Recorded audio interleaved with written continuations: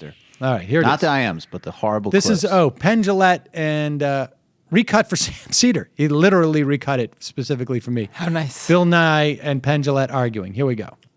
It's very fashionable right now, it seems to me, for example, the people. Now, wait a second. That's Bill Nye.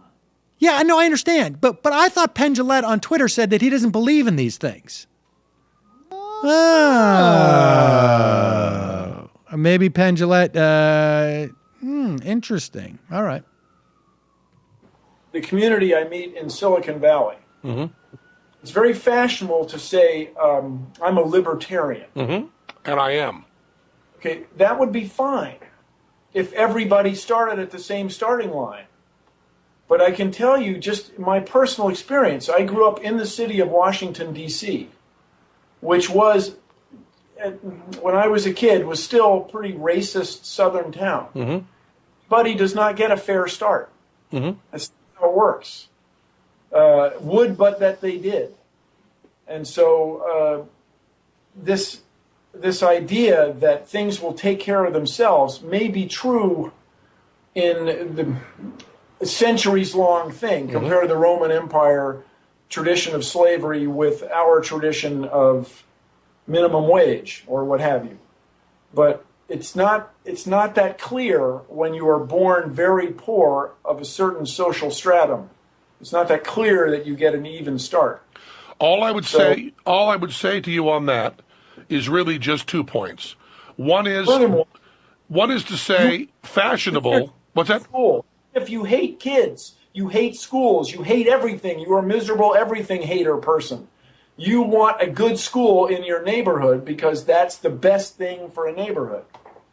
Right. What I was going to say, 2 things, is one, saying that libertarianism is fashionable is, I think, a little bit disrespectful to people who are really thinking really hard and working with their hearts. And the other thing is you are claiming or implying, I guess, that the inequalities in the system are somehow fixed by a system that is not libertarian, and you have not suggested a system that fixes that all right away. And that's all I would disagree on. It's all a factor of time. I mean, Martin Luther King really had to do the work, and we really had to help him, and all this stuff has to move along, and there is no magic bullet. So saying that libertarians don't have the magic bullet and saying that they're just fashionable is ignoring the fact that you also don't have the magic bullet, and that there's also some fashion involved in digging the liberals. I mean, you got Matt Damon. Here's my claim, Penn. Here's my claim. These guys didn't used to be that way. They didn't used to. It's a shift.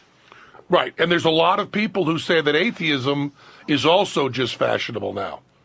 And there is something to ideas spreading and ideas coming about that is not just fashion. There's also people who are thinking hard and feeling things. Bring it on. I'm kidding. Bring it on. I mean, convince me. But not right now. I feel as though I kind of have to press on. Pleasure talking to you. Bill Nye, the pissing off the creationist guy. Wait a second. What is that Wait possibly a supposed second. to demonstrate Honestly, of anything? Greg, Seriously. Come on. seriously. That demonstrates nothing. Nothing. And There that are was 2 the good points. stuff. 2 points that Penn Jillette had. One is he finds it disrespectful to say that libertarianism is fashionable, i.e. more popular now than perhaps it's been in the past, which I think is probably demonstrably true. You could probably look on Google Trends and compare it to 10, 15 years ago. I mean, I certainly, in my business, it appears that way. But maybe that's a wrong assessment. But he finds it disrespectful because it claims that it's just people are doing it to be faddish and not really thinking about it. That to me is like, okay, boo-hoo. I mean, honestly, like, grow up. Who cares? If that's really what you're going to spend one of your argument points on, then you just grow up. The second one is that you're simply claiming that libertarianism isn't a magic bullet, yet I don't hear you have any ideas that are magic bullet. Let me make this clear. I'm not saying, and I have no idea. Wait a second. Let me stay on this point. I'm not saying that libertarianism isn't a magic bullet, and that's why I have a problem with it. I'm actually saying that everything you do to promote libertarianism, at least from an economic standpoint, because again, I don't accept that civil liberties are simply the realm of libertarians, or end the drug war is simply the realm of libertarians, or the fact that people should be allowed to marry whoever they want is simply the realm of libertarians. But every step you take towards that libertarian utopia is extremely problematic and more detrimental to society, at least in my opinion. So it's not just that it's not a magic bullet, it is actually a corrosive bullet that actually begins to corrode everything around it. You begin to strip away regulations because we're going to get to the point where everybody just, behaves themselves on their own. And you strip away regulations, you empower corporations and people who want to basically exploit and pass their externalities on to the rest of us. And each step you take in that way is corrosive. Can I make just really one quick historical point, too? I don't know what Penn Jillette's personal feelings about the Voting Rights Act or the Civil Rights Act and federal enforcement of desegregating things like lunch counters. I don't know what his personal feeling on that is, so I won't make that, claim. But there clearly is a current in libertarianism represented by the Pauls and represented by people that call this show and represented by plenty of people that absolutely oppose those things from the perspective of the federal government. So the notion that he used the phrase we. I don't think anybody with that political lineage was struggling alongside Martin Luther King Jr. for not only racial desegregation, but actually a totally socialized economic message and pro-labor union economic empowerment message. So it's another totally disingenuous claiming, like, I have no respect for Ayn Rand and I don't care. But if I always just wanted to go around saying, like, oh, well, I'm just trying to do what Ayn Rand was doing by advocating single-payer health care, that's a lie and a complete distortion of her historical legacy. So stop trying to claim MLK. And you have nothing to do with him. You're opposed to him. I just don't understand. Like, how is this supposed to show me that he is interested in any outcomes at all? It doesn't. He's saying that it's mean to say that libertarians want, poor kids to suffer. Basically, that's the closest I could compute. So I don't think Penn Jillette sits around thinking, wow, I really want kids in the inner city to suffer. He just doesn't want to do anything about it. And that's the point of all these debates. I mean, I thought the real point he made during the that debate was when he said... Nice.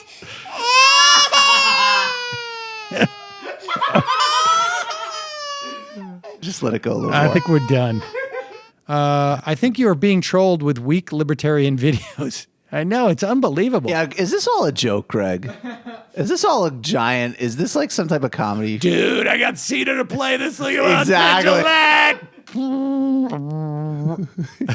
Dude, I got. Maybe we should listen to Penn Jillette's show and make sure he's not like, Greg, if you could get Sam Seder to play this clip of me, right, I will give you free tickets to my show when you come. This thing was cut from the original thing I did with Nye because it was so boring and irrelevant. If you could get Seder to play it as a way of showing, or let's call it outcomes-based libertarianism, and you'll fucking play it. If you can do that, I'm just like Eddie Murphy in Trading Places. Like these guys just sit around going like, "I'll bet you a buck, you can't get Sam Seder to play 3 minutes of Bill Nye and Penn Jillette." Okay, let's see if we can do it.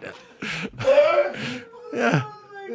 It's just something. There's some type of behavioral economics. Like, okay, here's what you're going to do. Let's see if you can get Sam Seder to play 2 minutes of Milton Friedman saying basically nothing. All right, I have got a plan to do that. I'm going to become a member of his show, and then I'm going to try and see if I can guilt him into doing it and say that, like, it's, you're not giving me a fair time. It's the long game, though. I'm going to call in for a year first. Right, ask him if he'll watch a longer segment for about 10 months. Yes. And then. Exactly. I've got the whole plan out. Well, there's $1 riding on this, so make sure you just sit there, and they'll play the 3 minutes, it'll mean nothing, and we'll I've got the evidence right here. I got it on my iPhone. Everybody gather around. Everybody gather around. But seriously, like the Friedman clip was horrible, but it actually was illustrative because it's like this is their prime guru, and he's a total glib, old man, totally irrelevant. That was like, I don't even understand what that was. That would be like the equivalent of me being like, can you just play the Democratic case for something? Also, and I play a clip of Obama making small talk before going on the Tonight Show or something. Like, what is the point of that clip? And let's make this clear. We didn't just listen to a random clip. It is literally tagged on YouTube as for Sam Seder. Clip of Bill Nye. I'm not kidding. Come on.